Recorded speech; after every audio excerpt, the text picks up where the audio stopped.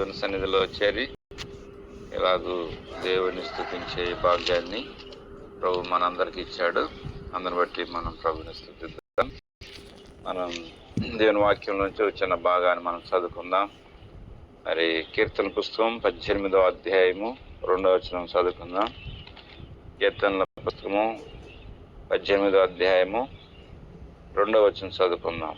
యెహోవా నా శైలము, నా కోట, నన్ను రక్షించువాడు, నా కేడము, నా రక్షణ శృంగము, నా ఉన్నత దుర్గము, నా దేవుడు, నేను ఆశ్రయించుచున్న నా దుర్గము.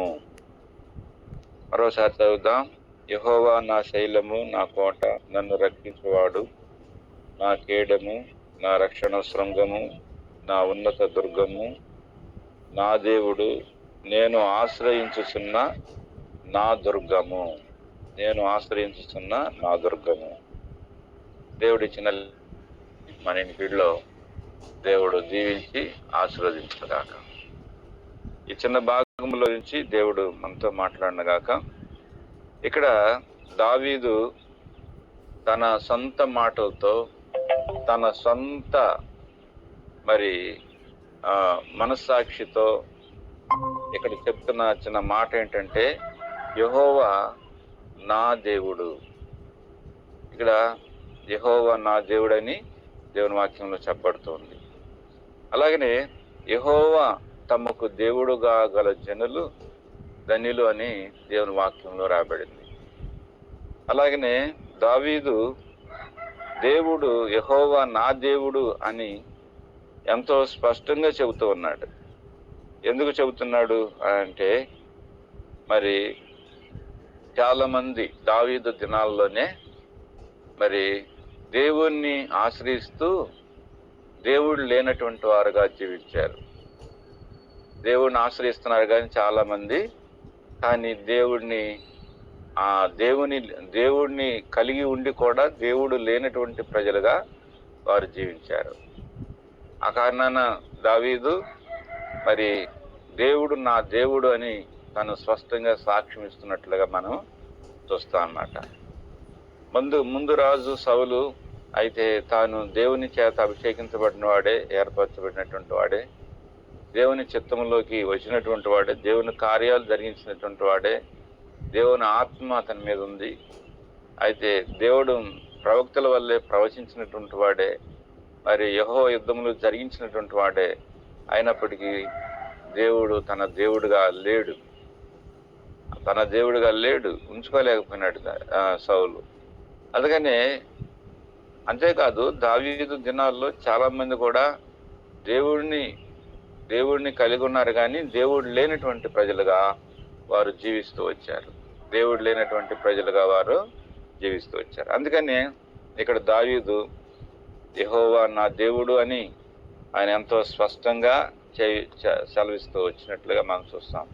ఎప్పుడైతే మనం దేవుడిని దేవుడుగా చేసుకుంటామో ఆ దేవుడు మన పక్షాన అద్భుతాలు, ఆశ్చర్యమైన కార్యాలు జరిగించేవాడుగా ఉంటాడు. ఆయన కూడా మన పక్షాన దేవుడు గొప్ప కార్యాలు, క్రియలు జరిగించేటువంటి వాడుగా ఉంటాడని ఇక్కడ దేవుని వాక్యంలో వచ్చి మనం చూద్దాం అన్నమాట.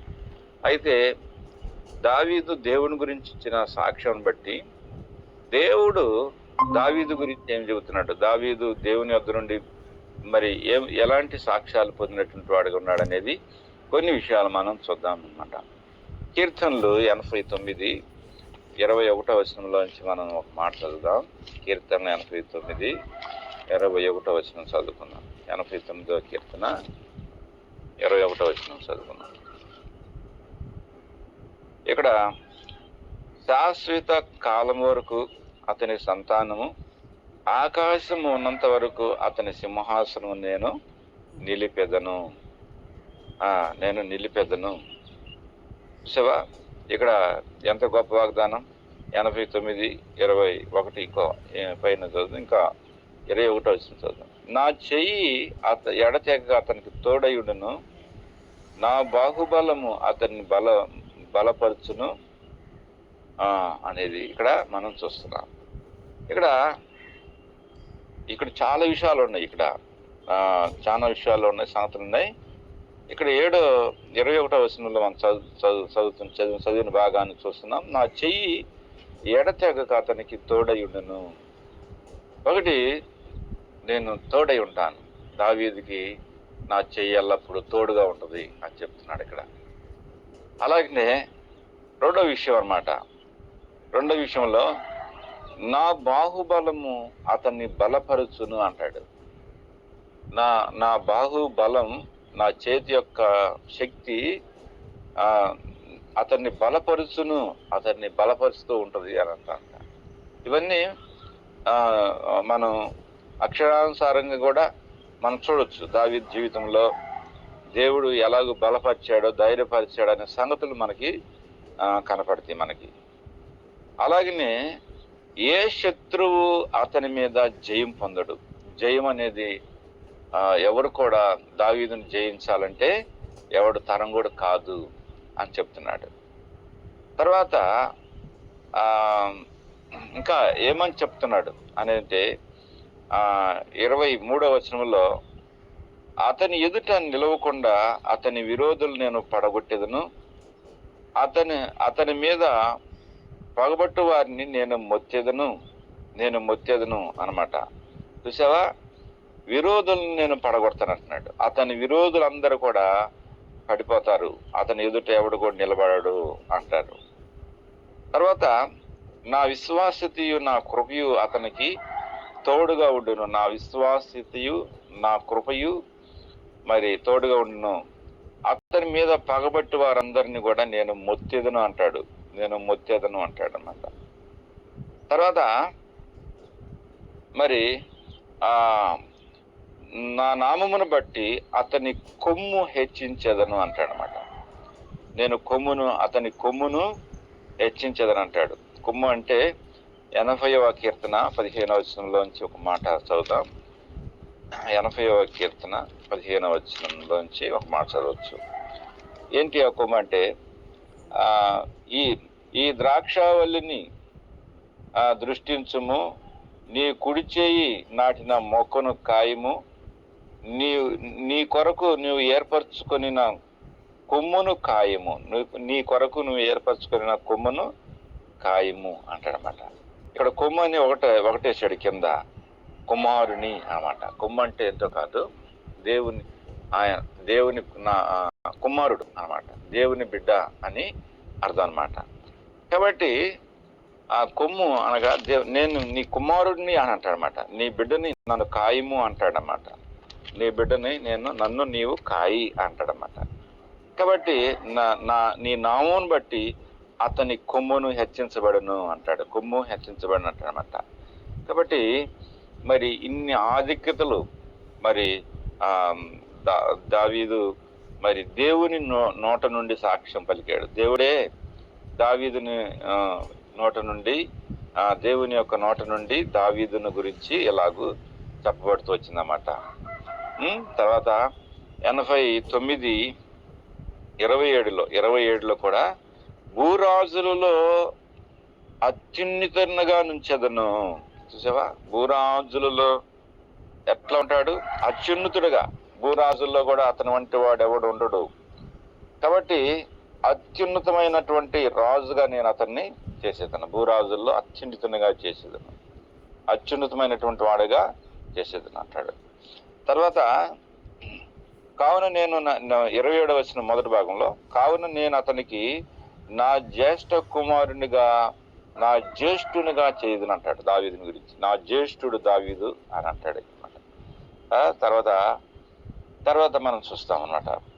అలాగే 89:29లో కూడా శాశ్వత కాలము వరకు అతని సంతానమును తర్వాత ఆకాశమున్నంత వరకు అతని సింహాసనమును నేను నిలిపెదను. అతని సింహాసనాన్ని నేను నిలుపుతాను అంటాడు అన్నమాట. ఎన్ని ఆధిక్యతలు ఉన్నాయో దాదాపు ఇక్కడ మనం కనుక వారికి ఎన్ని క్రమంగా మనం లెక్క పెడితే 10 ఆధిక్యతలు ఇక్కడ మరి ఉన్నట్లుగా మనం చూస్తాం అన్నమాట. ఒకటి, నేను తోడుగా ఉంటాను. రెండోది, నేను బలపరుస్తాను. మూడోది ఏ శత్రువు అతని మీద జయం పొందడు. మూడోది.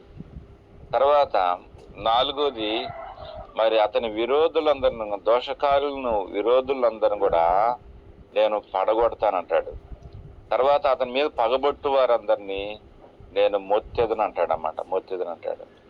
నా విశ్వాస్యతయు నా కృపయు అతనికి తోడుగా ఉండును అంటాడు. నా విశ్వాస్యత, నా కృప అంతా కూడా దావీదుకి తోడుగా ఉండును అంటాడు. 6వది. 7వదిగా అతని కొమ్ము హెచ్చించబడును అంటాడు అన్నమాట. కొమ్మును నేను, అంటే నా కుమారుడిని నేను హెచ్చిస్తాను అంటాడు ఇక్కడ. తర్వాత 8వది చూస్తే నా జ్యేష్ఠ కుమారునిగా చేయుదును అంటాడు. నా జ్యేష్ఠ కుమారునిగా నేను చేయుదును అంటాడు. 9గా చూస్తే భూరాజులలో అత్యున్నతుడు, భూరాజుల్లో అత్యున్నతమైనటువంటి వాడు అంటాడు. తర్వాత 29లో ఆకాశమున్నంత వరకు అతని సింహాసనమును నేను నిలిపెదను. ఆకాశమున్నంత వరకు అతని సింహాసనాన్ని నేను నిలిపెదను అంటాడనమాట. కాబట్టి మనం దేవుడిని కలిగి ఉన్నామా? మనం దేవుడిని కలిగి ఉంటే ఇన్ని ఆధిక్యతలు ఉన్నాయి. మనకి ఇన్ని ఆధిక్యతలు ఉన్నాయి. కుమారుని ద్వారా దేవుడు మనకి ఎన్నో దేవుడు ఆధిక్యతలు ప్రభు మనకి ఇచ్చాడు. దావీదు దేవుడిని కలిగి ఉండి ఇంత గొప్ప వాగ్దానాలు, మరి దావీదు దేవుని వద్ద నుండి పొందిన వాగ్దానాలు, ఇవన్నీ కూడా ఏంటంటే దావీదు పొందిన వాగ్దానాలు. మరి మన జీవితంలో ఏ వాగ్దానాలు స్వతంత్రించుకున్నాం? మరి ఒకసారి మనం ఆలోచిస్తున్నామా? ఈ గ్రంథంలో మనం పాట పాడతాం, గ్రంథ వాగ్దానంబులన్నీ నావి, ప్రతి అధ్యాయంబు వరస వచనము, తాన దివ్య వాగ్దానంబులు, గ్రంథ వాగ్దానంబులన్నీ నావి. మనం పాడుతుంటాం, గ్రంథ వాగ్దానాలని పాడుతుంటాం కదా. నిజమే, దేవుడు నీ పక్షాన ఏ వాగ్దానాలు నెరవేర్చాడు? దేవుడు నీ పక్షాన ఏ మాత్రం ఆయన దేవుడు మరి నీ పక్షాన ఆ వాగ్దానాలు మనం స్వతంత్రించుకుంటున్నామా? దేవుడు వాగ్దానాలు, నిబంధనలు నెరవేర్చేవాడు. దేవుడు వాగ్దానాలు ఇచ్చి ఆయన నెరవేర్చేవాడుగా ఉంటూ ఉన్నాడు అన్నమాట. కాబట్టి ఈ విషయాలు మనం జ్ఞాపకం చేసుకోవాలి. మన జీవితంలో మరి ఎన్నో గొప్ప వాగ్దానాలు మనం పొంది ఉండొచ్చు. అయితే ఆ వాగ్దానాలు మనం స్వతంత్రించుకోవటానికి మనం చేయాల్సిన ఒక పని ఏంటంటే దేవుడిని మన దేవుడిగా మనం పొందవలసిన వారుగా ఉంటూ ఉన్నాం. మన దేవునిగా మనం కలిగి ఉండాలన్నమాట. కాబట్టి మరి దేవుడు మనకు తోడుగా ఉంటున్నాడు. దేవుడు మనల్ని బలపరిచేవాడు. ఏ శత్రువు మన మీద జయం పొందనీయకుండా చేసే దేవుడు, మన విరోధులను పడగొట్టే దేవుడు, మరి మన విరోధులను మొత్తే దేవుడు మన దేవుడు. ఆయన విశ్వాసత, ఆయన కృప మనకు తోడుగా ఉంచే దేవుడు. మరి నామం బట్టి, దేవుని నామం బట్టి మన కొమ్మును హెచ్చించే దేవుడు మన కొమ్మును. అలాగనే నేను జ్యేష్ఠునిగా చేస్తానని చెప్పాడు. అంతేకాదు భూరాజుల్లో అత్యున్నతునిగా ఉంటాడు నా కుమారుడు అని చెప్పాడు. అంతేకాదు శాశ్వత కాలం వరకు అతని సంతానం ఆకాశమున్నంత వరకు ఆ సింహాసనాన్ని నేను నిలిపేదను అని చెప్పేసి అని అంటాడు అన్నమాట. కాబట్టి దేవుడు ఎలాంటి దేవుడు అంటే చాలా గొప్ప దేవుడు అండి, చాలా గొప్ప దేవుడు. నిర్గమకాండంలో దేవుడు అంటాడు, ఒక మాట జ్ఞాపకం చేసుకున్నాం. 20వ అధ్యాయంలో, నిర్గమకాండం 20వ అధ్యాయంలో ఇశ్రాయేలులకు మరి వాళ్ళకు ధర్మశాస్త్రం ఇస్తూ దేవుడు ఈ మాట చెప్పాడు. ధర్మశాస్త్రాన్ని ఇచ్చేటప్పుడు ఒక మాట చెప్పాడు. ఏమన్నానంటే ఇక్కడ అది మనం చదువుతాం అన్నమాట. 20వ అధ్యాయం 5వ వచనం, ఏలయనగా నీ దేవుడినైన యెహోవానగు నేను రోషము గల దేవుడును, నన్ను ద్వేషించు వారి విషయంలో 3-4 తరముల వరకు తండ్రుల దోషమును కుమారుల మీదకి రప్పించును, నన్ను ప్రేమించి నా ఆజ్ఞలు గైకొను వారిని 1000 తరముల వరకు కరుణించు వాడినై ఉన్నాను. చూసావా, ఈ రోజున మనకి ఏది కావాలి? మనం ఏంట్లో ఉన్నా మనం ఆయనను ద్వేషించి ఆయనను కాదనుకొని మరి 3-4 తరముల వరకు దోష శిక్ష మనం కుటుంబం మీద వేసుకునేటువంటి వారంగా ఉన్నామా? లేకపోతే దేవుడిని ప్రేమించి మరి ఆయన ఆజ్ఞలను గైకొని 1000 తరాల వరకు దేవుని కరుణ మనం పొందేవారుగా ఉన్నామా? 1000 తరాలు అంటున్నాడు ఇక్కడ. 1000 తరాల వరకు నేను వారికి దేవుడినై ఉందును, వారిని కరుణించు వాడినై ఉన్నాను అంటాడు. 1000 తరాల వరకు అంటాడు. అలాగనే దావీదు దేవుడిని దేవుడిగా ఉంచుకొని, తన హృదయంలో దేవుడిని దేవుడిగా ఉంచుకొని గొప్ప ఆధిక్యతలు కలిగి ఉన్నాడు. మరి ప్రార్థనలకు జవాబు పొందినాడు, ఎన్నో ప్రార్థనలకు జవాబు పొందాడు దావీదు. కాబట్టి మన జీవితంలో ఎటువంటి వారంగా ఉన్నాం అనేటువంటిది చాలా ప్రాముఖ్యమైనటువంటి విషయం అన్నమాట. కాబట్టి ఇటు గొప్ప ఆధిక్యతలు మనం కలిగి ఉండాలనేటువంటిది దేవుడు కోరుతూ ఉన్నాడనమాట.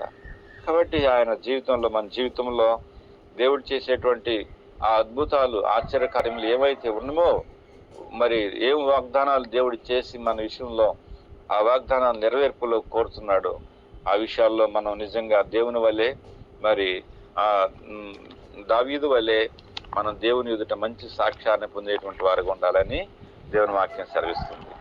అపోస్తల కార్యములు 13వ అధ్యాయంలో దేవుడిచ్చిన మరొక స్టేట్మెంట్, మంచి సాక్ష్యాన్ని దేవుడు అపోస్తల కార్యములు 13వ అధ్యాయంలోంచి మనం ఒక మాట జ్ఞాపకం చేసుకోవచ్చు అన్నమాట. 13వ అధ్యాయంలో నుంచి 22వ వచనం మాట. 22వ తర్వాత అతను తొలగించి దావీదును అతనికి రాజుగా ఏర్పరచెను, వారికి రాజుగా ఏర్పరచెను. మరియు ఆయన, నేను యెషయి కుమారుడైన దావీదును కనుగొంటిని, అతడు నా ఇష్టానుసారుడైన మనుష్యుడు, అతడు నా ఉద్దేశములను నెరవేర్చునని చెప్పి అతని గురించి సాక్ష్యం ఇచ్చాను. చూసావా? కాబట్టి ఇక్కడ దేవుని ఉద్దేశములన్నిటినీ నెరవేర్చేవాడు, దేవుని యొక్క మనసును ఎరిగినటువంటి వాడు, దేవునికి దైవ ఇష్టాన్ని నెరవేర్చేవాడు, అతడు నా ఉద్దేశములను నెరవేర్చేవాడని ప్రభువే దావీదు గురించి మంచి సాక్ష్యాన్ని దేవుడిస్తున్నటువంటి వాడుగా మనం చూస్తాం అన్నమాట. అంతేకాదు ఇక్కడ దావీదు 34వ వచనం, మరియు ఇక కుళ్ళు పట్టకుండా ఆయనను మృతుల్లోని లేపుడును బట్టి దావీదురకు అనుగ్రహించిన పవిత్రమైన వరములు మీకు అనుగ్రహించును, అవి నమ్మకములై ఉన్నవి అని చెప్పాను. చూసావా? ఇక్కడ అంటున్నాడు మళ్ళా, మరియు ఇక కుళ్ళు పట్టకుండా ఆయన మృతుల్లో నుండి లేపుడును బట్టి దావీదునకు అనుగ్రహించిన పవిత్రమైన వరములను మీకును అనుగ్రహించను. ఆ రోజున దావీదుకే కాదు ఇచ్చిన వాగ్దానాలు, ఈ రోజున అవి మనకు కూడా, మీకు కూడా నేను ఇస్తాను అంటున్నాడు దేవుడు. నేను వాళ్ళని కదా ఆశ్రయించింది, మిమ్మల్ని కూడా నేను ఆశ్రయిస్తాను. వారిని కాదు నేను గొప్ప చేసింది, మిమ్మల్ని గొప్ప చేసేది. వారికి కాదు నేను తోడుగా ఉంది, మీకు కూడా నేను తోడై ఉండేదను అంటాడు దేవుడు అన్నమాట. కాబట్టి ఎంత గొప్ప దేవుడు. కాబట్టి నేను మీకును పవిత్రమైన వరములను మీకు అనుగ్రహించును అంటాడు దేవుడు. మీకు కూడా నేను ఆ కార్యాలు నేను చేయబోతున్నాను అంటాడు దేవుడు. గొప్ప దేవుడు మన దేవుడు అండి. ఎంత మహత్యం గల దేవుడు. ఆయన మనల్ని చెయ్యి వదిలిపెట్టే దేవుడు కాదు. ఆయన మన చెయ్యిని ఎన్నడూ కూడా వదిలిపెట్టే దేవుడు కాదు అన్నమాట. అయితే దావీదు మరి సౌలు ఎదుట ఉన్నప్పుడు మరి దావీదు ఎలాంటి శ్రేష్టమైనటువంటి బుద్ధి కలిగినటువంటి వాడుగా ఉన్నాడంటే, మనం మొదటి సమూయేలు గ్రంథంలో కనుక మనం చూస్తే, మొదటి సమూయేలు గ్రంథంలో దావీదు ఎలాంటి జీవితంతో ఉన్నాడంటే, ఇక్కడ మనం చూస్తే 18వ అధ్యాయంలో చూస్తే దావీదు మరి 12వ వచనం చూస్తాం. చూడండి, దావీదు మొదటి సమూయేలు 18వ అధ్యాయం 12వ వచనంలో, యెహోవా తనను విడిచి దావీదునకు తోడై ఉండుట చూచి సౌలు దావీదునకు భయపడెను. చూసావా? దావీదునకు భయపడెను. తర్వాత 5వ వచనం, దావీదు సౌలు తనను పంపిన చోటకెల్లా పోయి సుబుద్ధి కలిగి పని చేసుకొని వచ్చిన గనక సౌలు యోధుల మీద అతను నియమించెను. జనులందరి దృష్టి సౌల సేవకుల దృష్టికి దావీదు అనుకూలుడై ఉండెను. చూసావా? దావీదు ఎవరంటే అనుకూలుడు. దావీదు అనుకూలుడుగా ఉన్నాడు. తర్వాత ఇంకా పైకి వెళ్తే 1వ వచనం, దావీదు సౌలుతో మాట్లాడుట చాలించినప్పుడు యోనాతాను హృదయం దావీదు హృదయంతో కలిసిపోయాను. ఎలాంటి ప్రేమ బంధం కలిగినటువంటి వాడు దావీదు. మనమైతే మనుషులు ఎదుట ఒక విధంగా ముఖస్తుతి చేస్తాం, అవతలకు పోయిన తర్వాత ఇంకొక విధంగా మారిపోతాం. దావీదు అలాంటి కాదు. దావీదు కలిసిపోతాడు అక్కడే. ఆ కలిసిపోయేటువంటి ఆ హృదయం ఎలాంటిదంటే అవతల వ్యక్తిలో లీనమైపోతాడు. అలాంటి మంచి బుద్ధి కలిగినటువంటి వాడు దావీదు. అలాంటి శ్రేష్టమైనటువంటి బుద్ధి కలిగినటువంటి వాడుగా ఉన్నాడు. 5వ వచనంలో అనుకూలుడు, 5వ వచనంలో అనుకూలుడు అనమాట, అనుకూలుడైనటువంటి వాడుగా ఉంటున్నాడు అనమాట. తర్వాత మనం చదివాం 16వ వచనంలో, 15వ వచనంలో దావీదు మిగుల సుబుద్ధి గలవాడై ప్రవర్తించుట చూసి మరి అధికముగా భయపడెను.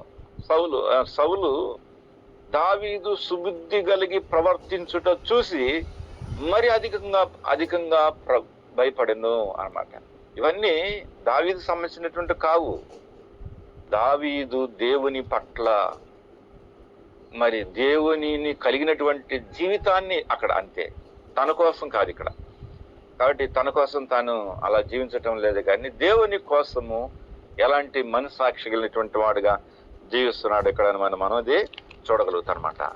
ఇంకంతేకాదు, మరి సౌలు పెద్ద కుమార్తె అయినటువంటి మేరాబును దావీదుకు ఇవ్వాల్సి ఉండగా ఆమె మొహలతీ వాడైన అవేద్రేలుకి ఇచ్చి పెళ్లి చేశాను. అయితే తన కుమార్తె అయిన మేకాలను దావీదు ప్రేమ కలిగి ఉన్నట్టు సౌలు విని సంతోషించి ఆమెను అతనికి ఉరిగా ఉన్నట్లు ఫిలిస్తీన్లు చెయ్యి అతని మీద ఉన్నట్లుగా నేను ఆమెను అతనికి ఇస్తున్నాను చెప్పాను. దావీదు ఎలాంటి వాడు చూడండి. మేరాబు మొదట చేసుకోవాలి. దావీదు ఎవరిని చేసుకున్నాడు? మేకాలను చేసుకున్నాడు. మరి మేరాబును తనకి ఇవ్వనందుకు ఆయన ఎలాంటి మనసు సంచలనం అనేది లేదు. చూసావా? సంచలనం లేదా? కొంతమంది డిస్టర్బ్ అయిపోతారు, అన్ని నాకు ఇదైపోయింది అదే అయిపోయింది అని చెప్పండి. ఎలాంటి డిస్టర్బ్ లేదనమాట.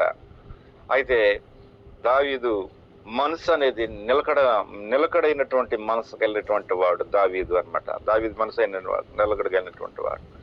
తర్వాత చూడండి ఇంకొక మాట 28వ వచనం చూస్తే, యెహోవా దావీదునకు తోడయుండుటయు తన కుమార్తె అయిన మేకాలు అతన్ని ప్రేమించుటయు సౌలు చూసి దావీదునకు మరి ఎక్కువగా భయపడెను, ఎల్లప్పుడూ దావీదు మీద విరోధముగా ఉండెను.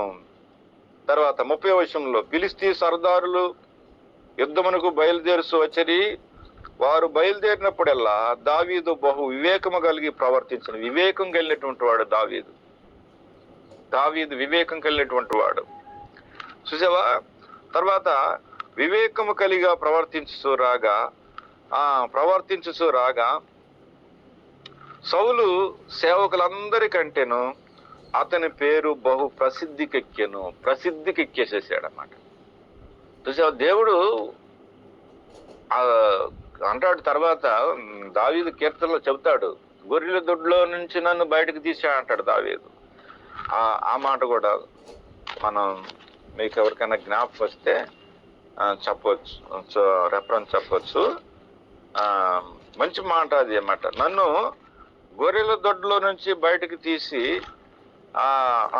చూడండి 78వ కీర్తనలో నుంచి 70వ వచనం, తన దాసుడైన దావీదును కోరుకొని గొర్రెల దొడ్లో నుండి పిలిచి పాడి గొర్రెలను వెంబడించుట మాన్పించి తన ప్రజలైన యాకోబును తన స్వాస్థ్యమైన ఇశ్రాయేలుకును మేపుటకునై ఆయన అతని రప్పించెను. అతడు యథార్థ హృదయుడై వారిని పాలించెను, కార్యములు యందు నేర్పరి అయి వారిని నడిపించెను. ఇక్కడ 3 విషయాలు జ్ఞాపకం చేస్తామట. ఒకటి, దావీదును కోరుకున్నాడు. రెండోది, దావీదును పిలిచాడు దేవుడు. మూడోది, కార్యములు యందు నేర్పరి అయినటువంటి వాడుగా ఉన్నాడు. మనం ఎలా ఉంటున్నాం? మనం ఎలాంటి స్థితిలో ఉంటున్నాం? దావీదు ఎప్పుడు కూడా నేను ముందుకు రావాలి, నేను ముందుండాలి, నేనే కనపడాలి, నేనే చెయ్యాలా, నేనే ఉండాలని ఎప్పుడు అలాంటి బుద్ధి లేదు దావీదు. దేవుడే తగిన సమయం ముందు దావీదును పైకి తీసుకొచ్చాడు. ఎట తీసుకొచ్చాడు? రూల్స్ రెగ్యులేషన్ లేకుండా తీసుకొచ్చాడా? క్రమశిక్షణ లేకుండా తీసుకొచ్చాడా? లేకపోతే ఆత్మీయత లేకుండానే తీసుకొచ్చాడా? మరి దేవుని ఉద్దేశాలు లేకుండా తీసుకొచ్చాడా? దావీదు క్రమముగా వృద్ధి పొందాడు అని. దావీదు సౌలు కుటుంబం అంతకంతకు నీరసిల్లేను, దావీదు అంతకంతకు వర్ధిల్లేను. ఎవరు చేశారు ఈ పని అంతా? దేవుడే చేశాడు. ఆయనే చేశాడు. దావీదు గురించి ఎక్కడ కూడా తన గురించి తాను చెప్పుకోలేదు. ఆయన ఒకటే ఫాలో అయ్యాడు. ఏంటంటే, నేను దేవునిలో ఉండాలి, నా దేవుడు నాకు దేవుడుగా ఉండాలి, అంతే. ఎక్కడ కూడా తాను పేరు కోసం, ప్రఖ్యాత కోసం, గొప్పతనం కోసం, నేనే కనపడాలా, నేనే చేయాలా, నేనే ఉండాలా, నా హస్తం ఉండాలా, ఎక్కడ లేదు ఆయన. దావీదు ఎక్కడ కూడా లేదు అది. కాబట్టి దావీదు ఎలాంటి వాడుగా ఉన్నాడంటే, దేవుడిని ఫాలో అయ్యాడు. దేవుడు ఏం చెప్తున్నాడు, దేవుడికి ఇష్టమైంది ఏంది, ఆయనకి నచ్చింది ఏంది, ఆయనకి నేను ఎట్లా ఉండాలి, అది అట్లా ఫాలో అయిపోయాడు. ఫాలో అని చేశాడు అనమాట. కాబట్టి మన జీవితంలో మనం ఎలా ఉన్నాం? కొన్నిసార్లు మనం ముందు పరిగెత్తూ ఉంటాం కదా, చాలా తప్పు అది. మనం అలా జీవించడం వల్ల అది ఏ మేలు పొందదు అనమాట. మనం ఎట్లుంటుందంటే, జనానికి జనం దృష్టిలో ఎలా ఉంటామంటే నవ్వుల పాలు అవుతాం, లాస్ట్కి నవ్వుల పాలు అయిపోతాం. కాబట్టి అలాంటి విధానం కాదు. ప్రభువుకి ఇష్టమైంది ఏంటి, ఆయన ఏం చెప్తున్నాడు, ఆయన నా ఉద్దేశంలో దేవుడు ఏం వాగ్దానం చేశాడు, నేను దాన్ని ఎలాగో అనుసరిస్తున్నాను, ఫాలో అవుతున్నాను. నేను అలాగూ నిజంగా నా ప్రార్థన, నా ఆత్మీయత, నా పరిశుద్ధత, నా యొక్క యథార్థత, నేను నడుతున్న మార్గం, ఇదంతా నా దేవునికి నిజంగా నా దేవుడిగా ఉన్నాడా అనేటువంటి విషయాలు మనం చూసుకున్నప్పుడు నిజంగా గొప్ప గొప్ప కార్యాలు చేస్తాడు. నిజంగా నువ్వు ఆయన దేవుడు అయితే ప్రార్థన చేయాలా, సహవాసం కలిగి ఉండాలా, దేవుని ఏర్పాటులో ఉండాలా, దైవ చిత్తంలో ఉండాలా, దేవుని చిత్తం కోసం ఆయన నిలబడాలి. దేవుని యొక్క సన్నిధిలో నిలబడాలా, దేవుని యొక్క పరిశుద్ధతలో నిలబడాలా, దేవుని కార్యాల కోసం నువ్వు కూడా దావీదు వల్లే. కాబట్టి దావీదును కోరుకున్నాడు, దావీదును పిలిచాడు. మూడవది, దావీదు కార్యములు యందు నేర్పరి. చూసేవా అంత ప్రవీణుడు వచ్చాడు. ఎవరు చేశారు ఈ పని అంతా? దేవుడే ఆయన్ను అంత గొప్పవాడిగా చేశాడు. అటు గొప్ప ఆధిక్యత దేవుడు మనందరికి దయచేయాలని మనం కూడా ప్రార్థన చేద్దాం. దావీదు వల్లే అనకుండా, దావీదుకే కాదు, ప్రభు అంటున్నాడు, దావీదునే కాదు మీకు కూడా ఆ వాగ్దానాలు ఉన్నాయి, నేను మిమ్మల్ని కూడా చేస్తాను, మిమ్మల్ని కూడా అట్టి ఆధిక్యతలో నేను మిమ్మల్ని అనుగ్రహిస్తాను. కాబట్టి మరి నా వాగ్దానాలు ఎప్పుడు తప్పిపోవు. కాబట్టి నా వాగ్దానాలు ఇంకా నిలిచి ఉన్నాయి, మీ పక్షాన్ని నిలిచి ఉన్నాయి. కాబట్టి మనం టైంలో మనం దేవుని కొరకు మనం ఏం చేయాలో అవి చేసి దేవుని కొరకై మనం గొప్ప ఆధిక్యతలు మనం కూడా ముందుకెళ్ళాలని దేవుడు అట్టి ఆశీస్సులు మన మీద ఉంచినట్లుగా ఆ ప్రభు మనకు దయచేయనని ప్రార్థన చేద్దాం. అట్టి కృప దేవుడు మనందరికీ దయచేయను కాక. Praise Lord. అందరికీ ప్రైజ్ లార్డ్. దేవునికి స్తోత్రం. మంచి దేవుని సందేశాన్ని అన్న తీసుకుని వచ్చారు. సో దేవునికి స్తోత్రం.